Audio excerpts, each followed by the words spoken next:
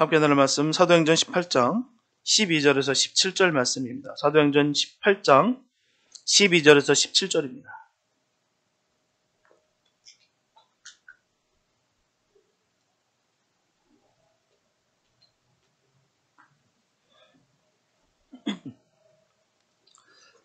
사도행전 18장 12절에서 17절 말씀입니다. 주님의 한 말씀 봉독해 옵니다. 갈리오가 아가야 총독되었을 때에 유대인이 일제히 일어나 바울을 대적하여 재판자리로 데리고 와서 말하되 이 사람이 율법을 어기어 하나님을 공경하라고 사람들을 권한다 하거늘 바울이 입을 열고자 할 때 갈리오가 유대인들에게 이르되 너희 유대인들아 만일 무슨 부정한 일이나 괴악한 행동이었으면 내가 너희 말을 들어주는 것이 가하거니와 만일 문제가 언어와 명칭과 너희 법에 관한 것이면 너희가 스스로 처리하라. 나는 이러한 일에 재판장 되기를 원치 아니하노라 하고 저희를 재판자리에서 쫓아내니 모든 사람이 회당장 소수대네를 잡아 재판자리 앞에서 때리되 갈리오가 이 일을 상관치 아니하리라. 아멘. 모든 사람은 각자의 삶의 방식과 자신만이 추구하는 저마다의 가치관이 있습니다. 이런 가치관의 차이로 타인과 나를 구별하는 하나의 용어가 됩니다. 용어가 바로 개성일 거예요. 개성의 사전적 의미는 사람의 고유한 특성, 다른 사람과 구별되는 특별함 혹은 특이함이라고 우리가 정의하고 있어요. 분명한 것은 사회생활하면서 남의 시선을 의식하지 않는 것은 너무나 힘듭니다. 의식하지 않을 수가 없어요. 반면에 남의 시선을 의식해서 남의 눈높이에만 맞추려고 노력하는 것도 많은 스트레스를 유발합니다. 자신이 이성적으로 생각해도 이건 아닌데 라는 생각이 들다가도 그래, 좋은 것이 좋은 거야 라고 생각과 함께 다수의 의견에 동조하는 경우가 자주 있습니다. 하지만 중요한 것은 다수의 사람이 우리에 대해 뭐라고 말할 것인지 그토록 크게 주목하며 신경 쓸 것이 아니라 자신의 목표에 부합되는지에 주목해야 된다는 것이죠. 분명하게 사람이 가진 어떤 성향이든 동전의 양면처럼 장단점을 다 가지기 마련입니다. 세상에 나쁘기만 하는 것은 아무것도 없어요. 물론 세상과 타인의 평가에 연연할 필요는 없겠지만 이왕 가지고 있는 결핍감이라고 한다면 그것을 다른 통로로 승화시켜서 성장을 위한 동력으로 삼을 수도 있을 것입니다. 분명한 것은 우리는 정의와 진리와 상관없이 다른 사람의 의견과 생각에 쉽게 휩쓸리지 말고 줏대 있게 정의와 진리를 반드시 구별해야 됩니다. 그래서 줏대라는 사전적 의미는 자기의 처지나 생각을 꿋꿋이 지키고 내세우는 기질이나 기풍을 뜻하는 거예요. 개성과 줏대를 생각해 보기 위해서는 자존심과 자존감에 대해서도 생각해 봐야 됩니다. 일반적으로 자존심 상한다는 표현은 우리가 남들에게 영향을 받아서 우리가 사용한다는 거예요.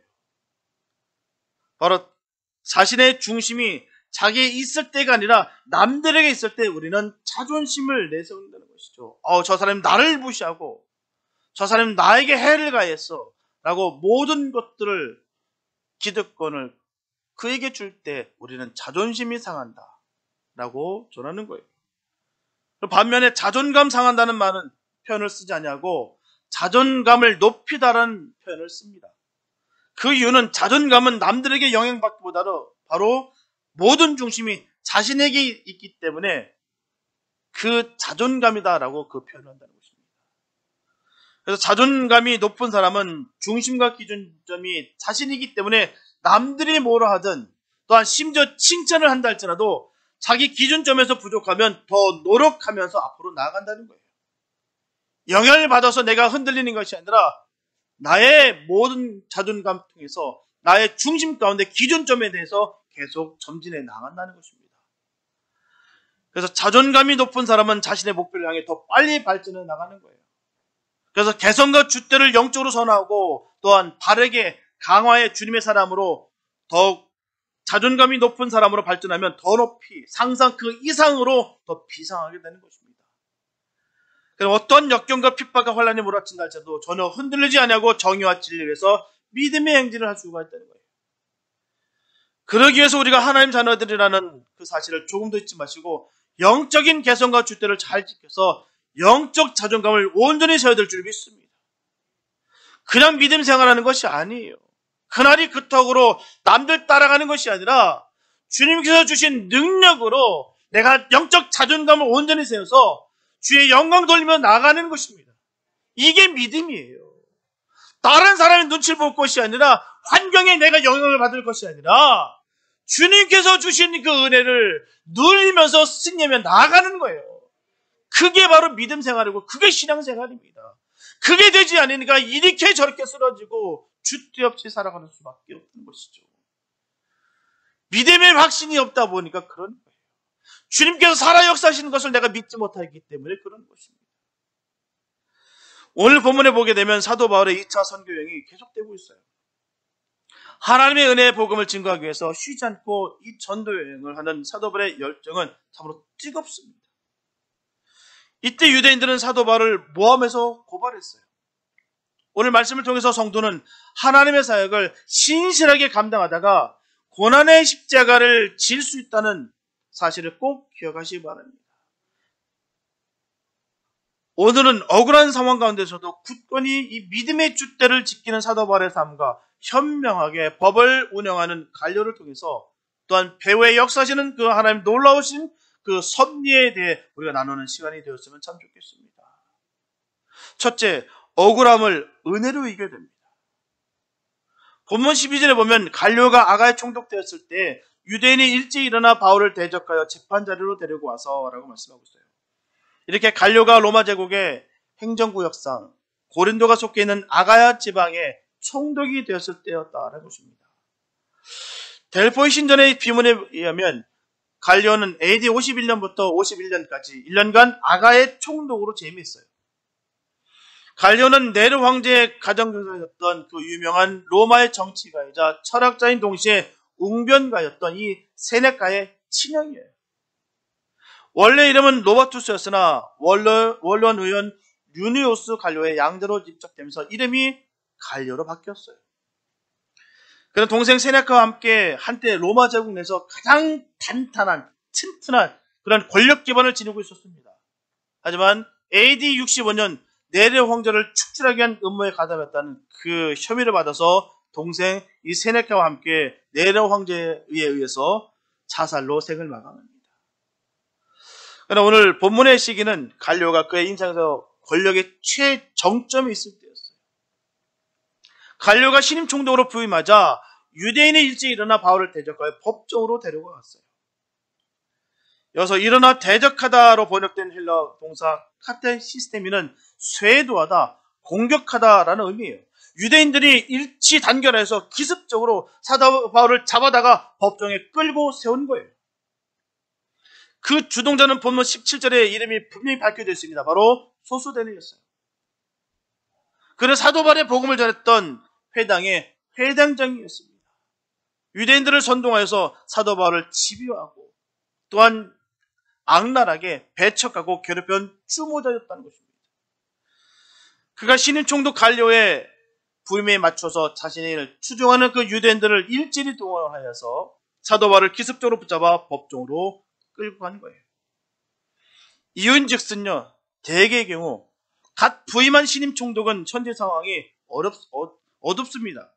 그것이 어떤 것인지 잘 몰라요. 아직 판단하기 이전입니다. 그래서 쉽게 여론에 휘둘리기 때문이다라는 것입니다.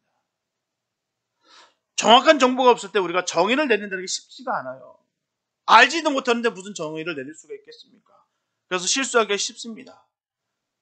사람 사귐도 마찬가지예요. 몇 년 함께 지내다 보면 그 사람에 대한 진가를 알게 된다는 것이죠. 몇 년 생활했어도요, 위기의 상황을 함께 겪음으로 인해서 그 사람의 진가를 압니다. 그전에는 몰라요. 화려한 가운데 번듯해 보이는 곳에 우리가 현혹되고 미혹되어 잘 평가할 수가 없다는 것이죠. 지금 시기가 딱 이 시기입니다. 갓 부임해 왔어요. 그러니 그 정세가 아직 어둡고 그 사람들의 그 상황에 대해서 잘 모릅니다. 그 시기이기 때문에 바로 소수대네는 그 상황을 이용해서 지금 사도 바울을 법정에 끌고 왔다는 것입니다. 그 상황 가운데 이 유대인들이 더욱더 하나가 됐다는 것이죠. 마음이 하나가 되어서 그 사도 바울을 분노와 폭력으로 만장일치하여 법정에 세웠다는 것입니다. 본문을 통하여 사악한 세상의 단면을 우리가 볼 수가 있어요. 예수님께서 전하실 때도 유대인들은 한 마음이 돼서 예수 그리스도를 죽이라고 외쳐댔습니다. 마태복음 27장 22절과 23절 말씀 보면 빌라도가 가로되 그러면 그리스도라 하는 예수를 내가 어떻게 하랴? 저희가 다 가로되 십자가에 못 박혀야 하겠나이다. 빌라도가 가로되 어찌 미뇨? 무슨 악한 일을 하였느냐? 저희가 더욱 소리질러 가로되 십자가에 못 박혀 하겠나이다. 아무 죄가 없는데도 불구하고 드러남이 없는데도 불구하고 더 아우성거리고 더 소리를 질러서 예수님을 십자가 못 박으라라고 외쳐댔다는 것입니다. 그러나 세상이 성도에게 끊임없는 핍박을 간다 할지라도 성도는 똑같이 대하거나 대적해서는 안 됩니다. 마태복음 5장 38절과 40절의 말씀을 보게 되면 또 눈은 눈으로 이는 이로 갚으라 하였다는 것을 너희가 들었으나 나는 너에게 이르노니 악한 자를 대적지 말라. 누구든지 내 오른편 뺨을 치거든 왼편도 돌려대며 또 너를 송사하여 속옷을 가지고자 하는 자에게 겉옷까지도 가지게 하라 하며 라고 말씀하고 있습니다. 이게 예수님의 말씀이세요. 이 말씀을 안 하셨으면 얼마나 좋을까요? 진짜 옛 법에 옛 계명을 그대로 지켰으면 얼마나 편했을까요? 눈은 눈으로 이는 이로 갚으라 분명히 옛 법에 되어 있기 때문입니다. 그러나 주님께서 새 계명을 우리에게 주셨기 때문에 악한 자를 대적지 말라. 누구든지 내 오른편을 치거든 왼편도 돌려대며 또 너를 송사하여 속옷을 가지고자 하는 자에게는 겉옷까지도 가지게 하라라고 말씀하셨다는 것이죠. 이게 주님께서 주신 말씀이에요. 새 계명입니다. 성도들은 이유 없는 핍박과 고난을 당한다 할지라도 끝까지 참는 인내의 모습을 지녀야 되는 것입니다. 왜요? 주님이 말씀하시기 때문이죠. 이 말씀만 안 하셨으면 얼마나 우리가 편했을까요? 왜 이 말씀만 하셔가지고 그냥 이해는 이해로 눈에는 눈으로 갚으면 얼마나 좋았을까요? 근데 이 말씀을 굳이 우리에게 주셨다는 것이죠. 그러면 이 말씀은 진리입니다. 그래서 해야 되는 거죠. 반드시 지켜야 되는 것입니다. 참고 인내하는 것이 바로 성도의 태도라는 거예요. 세상과 구별되는 그 부분이 이런 부분입니다. 세상 사람은 한 대 맞으면 두대 세대 내가 직성이 풀 때까지 때리는 게 세상의 모습이에요. 그러나 주님의 자녀들의 모습은 아닙니다.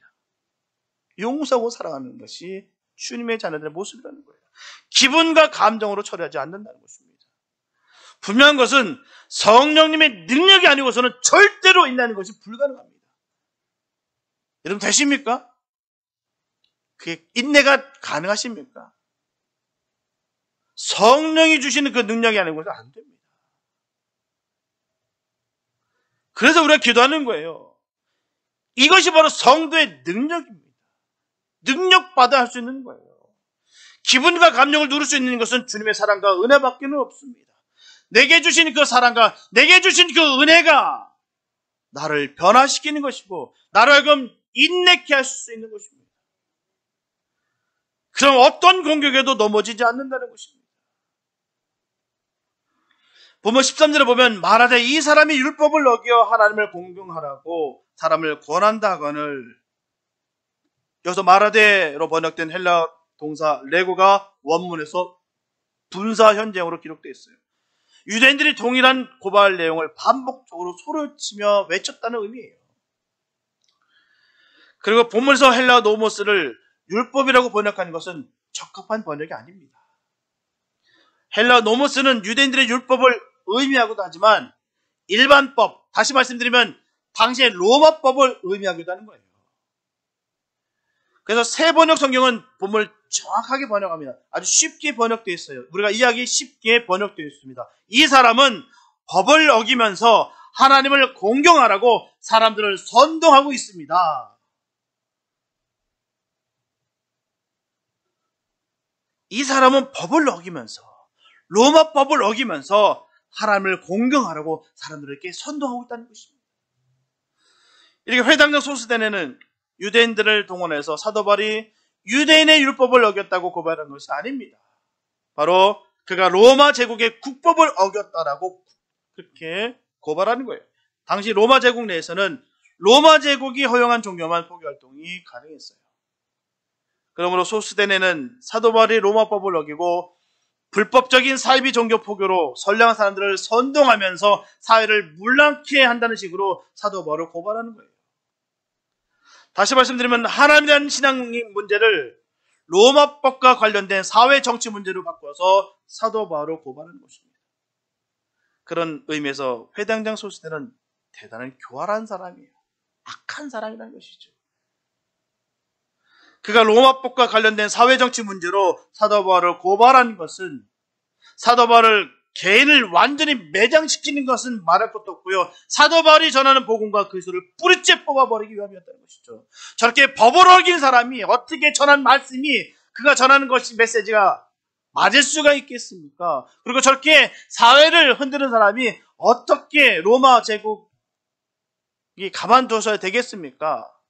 아무런 상관없는 것까지 옛 것, 다른 것까지 끄집어내서 연결시켜서 그 사람을 공격하고 매장시켜서 그 사람이 하는 모든 일들을 다 가로막겠다, 매장시키겠다, 뿌리째 뽑아버리겠다, 그 뜻입니다. 그러면 이런 고소는 부당한 것이에요. 이처럼 사도 바울이 고린도의 성도들에게 그리스도와 성령 안에서 하나님을 공경하도록 가르쳤음에도 불구하고 유대인들은 마치 그가 율법에 어긋나게 하나님을 공경하도록 가르친 것처럼 그를 몰아붙였다는 거예요. 사도 바울이 집행한 예배 방법은 신령과 진정으로 드려지는 것입니다. 유대인들의 의식적 방법과는 분명 다소 차이가 있습니다. 형식에 급급한 그 제사법이랑 분명 문제는 다릅니다. 하지만 그것은 구약의 방법과 모순된 것이 아니라 그 모형의 실제적 성취였다는 거예요. 절대로 하나님을 무시한 것이 아닙니다. 하나님 섬기지 말아도 된다. 이제 예수님만 섬기면 된다. 이제 법을 안 지켜도 된다. 그 뜻이 아니라는 것이죠. 오히려 성전 안에만 계시는 것 같이 가르치는 그들보다도 우리와 함께 계시는 주님을 그가 소개하고 있다는 것입니다. 이게 복음이에요. 주님이 내 안에 거하게 됐다는 것이 복음입니다. 우리는 죽은 하나님을 믿는 것이 아니라 또 관념적인 그 하나님을 믿는 것이 아니라 내 안에 계신 그 하나님을 믿는 것이에요. 이게 복음인 것입니다. 그래서 주님에 대한 경외심과 거룩하심을 더욱 강조하는 거예요. 옛 계명의 사람들은 하나님께서 저 바로 지성소 안에만 갇혀 계시니까 하나님으로서만 그렇게 전했던 사실입니다. 그러나 우리가 전하는 이 복음의 메시지는 그 하나님은 온 우주 만물에 꽉 차 계시면서 그 하나님께서 내 안에 계신다는 거예요. 이게 복음의 실체입니다. 우리가 거저 살아가는 것이 아니에요. 그냥 살아가는 것이 아닙니다. 내 안에 계신 주님과 함께 살아가는 거예요. 그런데 예언과 성취 개념을 제대로 이해하지 못한 유대인들은 자기들의 입장에서 모든 것을 판단하고 말미암아 크나큰 오류를 범했다는 것이죠. 어리석음으로 믿음의 사람을 공격하고 핍박하는 자는 오늘날에도 얼마든지 있습니다. 진리가 아닌 것을 진리라고 믿고요. 영적으로 교만에 빠져서 무너지고 있는 사람이 너무나도 많습니다. 진리가 아닌데도 불구하고 그걸 진리로 믿고 있는 거예요. 그로 인하여 언제부턴지 영적으로 교만해서 딱딱하고 강팍해져서 주님과 전혀 상관없는 사람이 되어버리고 있다는 사실입니다. 우리가 말씀만 바로 보게 되면 해결될 일을 전혀 엉뚱하게 이해하고 죄악 가운데 있는 경우가 얼마나 많은지 몰라요. 성경만 바로 보면은 말입니다. 성경에 없는 것은요, 아무리 근사하고 그럴듯해 보인다 할지라도 그게 모두 다 거짓입니다. 성경이 기준이에요. 이걸 결코 무너뜨리면 안 됩니다. 성경이, 주님 주신 이 말씀이 기준이 되는 거예요. 계시를 강조하면서 성경을 무시하는 것이 바로 사단의 계략입니다. 계시를 무시하는 것이 아니에요.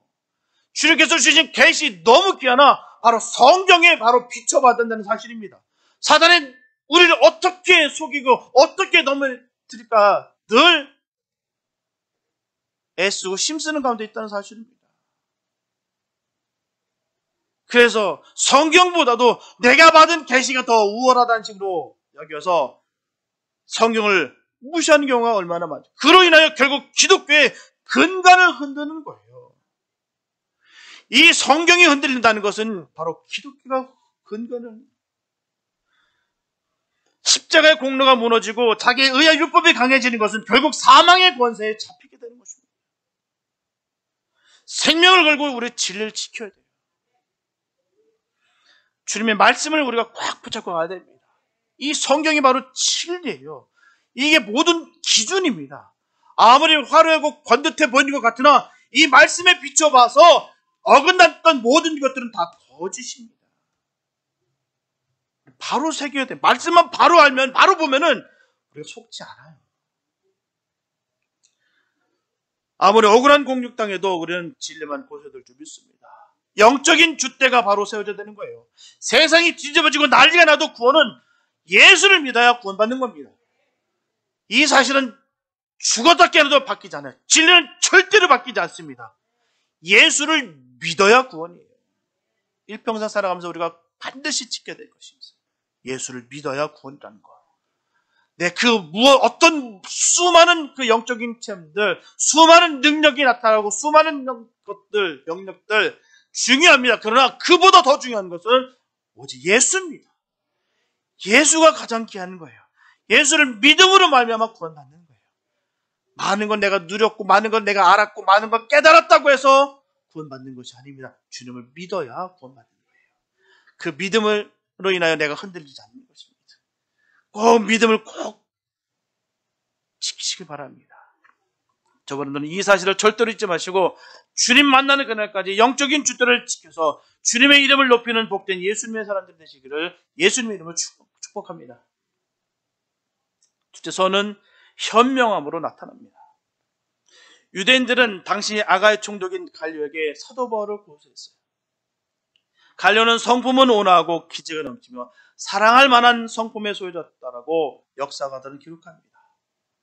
그럼 만일 무슨 부정한 일이나 괴악한 행동이 있으면 내게 너희 말을 들려주는 것이 마땅하니라 라고 전했어요.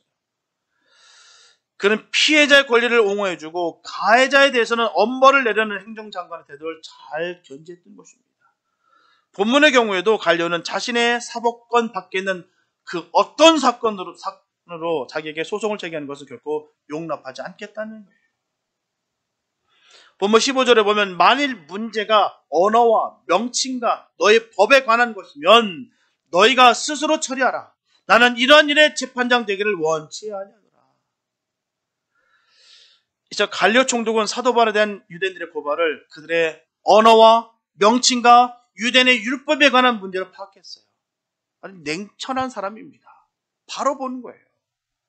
그들이 고발했던 내용이 아무리 포장하고 아무리 그럴싸하게 드러냈다 할지라도 위장할 때라도 거짓으로 전했다 할지라도 그가 명확하게 보는 게 바로 언어와 명칭과 율법으로 보는 거예요. 그래서 언어라고 번역된 헬라어는 하나님의 말씀을 뜻하는 로고스입니다. 이렇다면 갈료 총독은 예수님께서 구약 성경이 예언한 구원자, 즉 예수 그리스도시라는 그 사도 바울의 그 전도 행위를 구약 해석의 문제, 예수를 그리스도라고 부를 수 있느냐는 그 명칭의 문제, 그리고 유대인의 법인 율법 적용의 문제로 파악하는 것입니다. 아주 정확하게 파악하는 거예요. 사도 바울의 문제가 로마법과 관련된 사회 정치 문제가 아니라 유대인들 내부의 종교적인 문제임을 정확하게 인식하는 것입니다. 그러므로 자신은 관여하지 않겠다고 하면서 유대인들의 고발을 아예 각하해버렸어요. 기각시켜버렸습니다. 소수대내는 사도 바울을 로마법으로 올감하려고 했지만 갈려 총독의 것은 유대인의 율법의 문제일 뿐이라고 압축해버렸어요. 일축해버렸어요. 말하자면 갈려 총독은 종교 분리의 원칙을 표명한 것입니다. 그래서 정치가 종교를 지배해서도 안 됐고요. 역으로 교회가 정치를 지배해서도 안 된다는 것입니다. 본문 16절에 보면 저희를 재판 자리에서 쫓아내리라는 거예요. 그래서 쫓아낸다는 말은 때려서 쫓아낸다는 말이 아니라 그게 정치적 권위를 가지고 고발자들과 바울을 당하게 했다는 거예요. 갈료의 이런 행동은 매우 정당했습니다. 이해할 수 없는 문제에 대한 재판을 거부한 그의 태도는 칭찬받을 만한 것이라는 것이죠. 그는 자신이 악의 도구로 사용되기를 단호히 거부했던 것입니다. 나를 이용하러 온 것이 뻔히 아닌데 속는 것이 아니라 그것을 넘어서서 거부해버렸다는 것이죠. 우리는 어떤 위치에 있든지 무슨 일을 하든지 간에 악의 도구로 사용돼서는 안 될 것입니다. 모든 성도들은 바로 평화의 도구, 사랑의 도구, 의의 도구로 사용돼야 될 줄 믿습니다. 때로 잘못된 열정은 사단의 도구가 될 때가 있다는 것입니다. 자신은 주님을 위해 최선을 다한다고 하지만 정령으로 주변의 사람들에게 상처와 고통을 안겨줄 때가 얼마나 많은지 몰라요. 문제는 자신의 가을을 모른다는 것이 가장 큰 문제입니다. 분명히 전하죠. 나는 하나님을 위해서, 주님을 위해서 내가 최선을 다한다 라고 하면서 정력으로 사람들에게 상처 줄 때가 있다는 것이죠. 주님을 위한다고 했지만 정작 주님은 그 일에 아무 관심도 없으시고 또한 주님의 이름을 높이기보다는 자신의 이름을 높이기에 급급하다는 거예요. 은혜와 기쁨이 없으면 주님을 위한다고 할 수가 없습니다.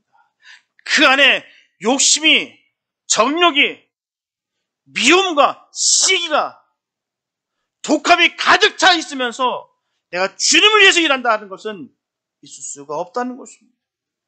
정말 내가 주님을 위해서라면 은혜와 기쁨이 있어야 되는 거예요. 감사가 있어야 되는 것입니다. 이거는 온데간데 없고 그 안에 미움과 시기와 질투와 그 분노와 악함이, 미움이 꽉 차 있으면서 무슨 주님의 일을 하겠다라고, 주님의 이름을 높이겠다라고 어찌 감히 말할 수 있겠냐 말이죠. 우리는 현명하게 대처하고 주님의 일을 해야 될 줄 믿습니다. 분명한 것은 주님의 일로 고난받을 수도 있어요. 고난받을 수 있으나 절대로 핍박을 해서는 안 된다는 것입니다. 주님의 사랑을 전해야 되는 거예요. 주님의 사랑이 없는데 무슨 내가 사역을 감당할 수 있다는 거예요. 그 안에 분노가 가득하면서 무슨 큰 주님의 뜻을 이룬다고 말할 수가 있겠습니까? 적어도 사람 보기에 아니면 우리 생각에 지극히 작은 일일지라도 정말 주님 사랑하는 마음으로, 영원 사랑하는 마음으로 하는 그 일이 주님은 훨씬 귀하게 보일 줄 믿습니다. 거기에 집중하세요. 거기에 주님께서 칭찬하신다는 것입니다. 잘못된 폭력은 다시 자신에게 부메랑이 되어서 따라오게 되어 있어요. 자신의 한 말과 행동으로 덜미가 잡히게 되어 있습니다. 보면 17절에 보면 모든 사람이 회당장 소수대네를 잡아 재판자리 앞에서 때리되 갈료가 이를 상관치 아니하니라. 이렇게 재판이 기각되자 헬라인들이 소수대네에게 능욕을 가했어요. 당시의 법정은 누구나 참관할 수 있는 그런 공개 장소였습니다. 저작거리에서 했어요. 회당장 소수대네를 비롯한 유대인들이 사도 바울을 법정으로 끌고 와서 이구동성으로 소리치면서 갈려 총독에게 사도 바울을 고발하고자 지나가던 상황 속에서 고린도 시민들이 모든 일들을 다 봤습니다.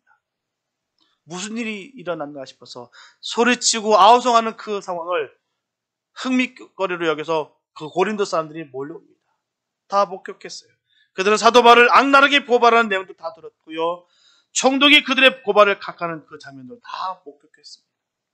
그런데도 불구하고 유대인들은 갈려 총독의 각하를 받아들이지 아니하고 마치 시위하듯이 갈려 총독 앞에서 계속 소란을 피웠던 것입니다. 그 자리에 있던 고린도 시민들은 그와 같은 유대인들의 악랄하고 무례한 행태를 보면서 다 같이 분노를 느꼈어요. 그들은 갈려 총독이 유대인들을 법정에서 쫓아내기가 무섭게 유대인들의 선동됐던 가장 악랄했던 바로 이 회당장 소수대네를 잡아다가 바로 법정 옆에서 때렸습니다. 그래서 때리다로 번역된 헬라 동사 튀토는 몽둥이로 때리거나 주먹으로 치는 의미까지 내표하는 거예요. 그냥 살라친 것이 아닙니다. 매우 친 거예요. 그래서 소수대뇌를 집단 폭행을 가는 것입니다. 하지만 놀라운 사실은 갈려 총독이 보는 앞에서 소수대뇌가 이 고린도 사람들에게 집단 폭행을 당했는데도 불구하고 이 갈려 총독이 소수대뇌를 구해주지 않았다는 거예요. 그대로 방치했다는 것입니다. 묵인했다는 거예요.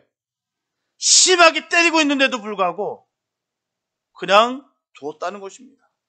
조금 전까지 기세등등했던 소수대뇌는 아무도 도와주지 않는 가운데 분노한 고린도 시민들로부터 단신으로 집단 폭행을 당했어요. 그래서 사도 바울을 악랄하게 괴롭혔던 소수대뇌에 대한 하나님의 무서운 심판이었습니다. 하나님은요, 반드시 신원하십니다. 반드시 드러나게 하신다는 거예요. 그래서 우리가 억울할 이유가 없는 것입니다. 하나님 다 아시기 때문에. 세상의 모든 사람은 다 속여도 하나님은 절대로 속일 수 없습니다. 속는 하나님을 우리가 믿을 이유가 없어요. 우리가 속일 때 속는 하나님을 우리가 왜 믿습니까? 속는다면 그건 하나님이 아니시겠죠. 분명하게 하나님은 전지전능하십니다. 진리에 속하면 언제나 담될 수가 있는 거예요. 내가 거짓이 없고 내가 모든 것을 드러낼 모든 것을 갖고 있는 진리를 갖고 있다고 한다면 우리가 전혀 무서워할 일이 없습니다. 당당할 수 있는 이유는 거기 있는 거예요. 속이는 게 없으니까 언제라도 증자를 내보일 수 있으니까 그래서 당당할 수 있는 것입니다. 속이는 게 문제죠. 속이니까 숨기는 거고 속이니까 은밀하게 움직이고 속이니까 두렵지 드러날까 봐. 속인 것이 없으면 두려울 것이 없습니다. 또한 배후에서 역사하신 그 주님이 함께 하시기 때문에 주님이 거짓된 것에 동참하지 않으세요. 그러나 진리 가운데 주님이 함께 하신다는 사실입니다. 시편 121편 6절에 보면 낮에 해가 너를 상치 아니하며 밤의 달도 너를 해치 아니하로다. 주님의 사람들은 주님께서 지키신다는 거예요.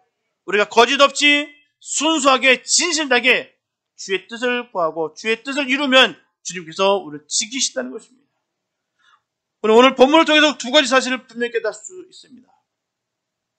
한 가지는 우리가 사도 바울처럼 선한 일을 하고 누군가로부터 악랄하게 괴롭힘을 당해도 결코 선한 일을 포기하라 해서는 안 된다는 것입니다. 하나님께서 당신의 때가 이르면 지상에든지 아니면 주님의 심판대에서든지 그 악랄한 사람을 반드시 주님의 방법으로 친히 손보실 것이요 우리는 그 과정을 거치면서 더욱 강인한 성도가 될 것이기 때문입니다. 분명히 주님께서 역사하신다는 사실입니다. 또 한 가지는 우리가 누군가를 불의하게 괴롭히고 있다면 지체 없이 그만둬야 되는 것입니다. 그것은 이 세상에든 이 세상을 떠나든 하나님 앞에서든 하나님의 무서운 심판을 스스로 자초하는 어리석은 짓이기 때문이에요. 반드시 주님은 보시고 분명히 심판 때 우리를 세우신다는 것입니다. 분명한 것은 우리가 주님의 뜻을 쫓은 선한 삶을 살다가 이 세상에서 사도 바울처럼 참소형을 당하는 한이 있어도 그것은 주님 안에서 영원한 성도로 영원히 사는 길이에요. 영원히 사는 그 길 걷기를 축복합니다. 십자가의 길은 좁아요. 척척합니다. 때로는 모진 매를 맞아도 되고 엄한 일을 당할 수도 있고요. 힘든 그 일들을 감당할 때가 분명히 있습니다. 그런데도 불구하고 그 길 걷기를 축복합니다. 왜요? 그 길이 사는 길이기 때문이에요. 십자가의 길이 영원히 사는 길입니다. 넓은 대로의 길이 아니라 주님께서 원하시는 그 길을 걷기를 축복합니다. 우리가 만일 누군가를 불의하게 괴롭히는 만용과 무지를 범하고 있다면 지금 당장 회개하시기 바랍니다. 누군가를 괴롭히는 것은 사도 바울을 악랄하게 괴롭혔던 소수대뇌가 그 누구의 도움도 받지 못한 채 분노한 고린도 시민들에게 홀로 집단 폭행당했듯이 하나님의 심판 앞에 자신을 무모하게 던지는 것이기 때문입니다. 분명하게 우리의 일거수일투족을 다 보고 계시는 하나님의 심판보다 더 무서운 것은 없어요. 하나님을 등지며 사람을 괴롭히고 사는 이 세상 누구도 하나님의 심판을 피할 수가 없습니다. 하지만 진정으로 회개하면 그 어떤 죄일지라도 용서를 받고 구원을 받게 돼 있어요. 하나님은 사랑이시기 때문입니다. 죄의 깊이가 넓이가 문제가 아니에요. 진정으로 회개하느냐 회개하지 않느냐의 문제죠. 회개하면 주님은 무슨 죄일지라도 다 용서하시고 구원시켜 주십니다. 사랑하는 여러분, 고린도전서 1장 1절에 보면 하나님의 뜻을 따라 그리스도 예수의 사도로 부르심을 입은 바울과 및 형제 소수대네는 라고 말씀하고 있어요. 결국 사도 바울을 고소하였다가 실패하자 회당장 소수대를 붙잡아서 마구 때렸던 것이 소수대로 하여금 예수님을 믿게 만들었고요. 더 나아가 고린도 교회 지도자로 변화되게 만든 결정적인 결과가 됐다는 거예요. 그러니까 소수대로서는 자기가 고린도 사람들로부터 얻어맞고 나서 이건 무언가 잘못됐다는 것을 깨닫게 되는 계기가 되었다는 것입니다.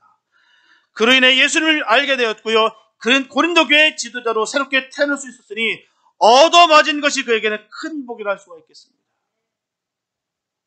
사도 바울의 사건과 너무나 흡사합니다.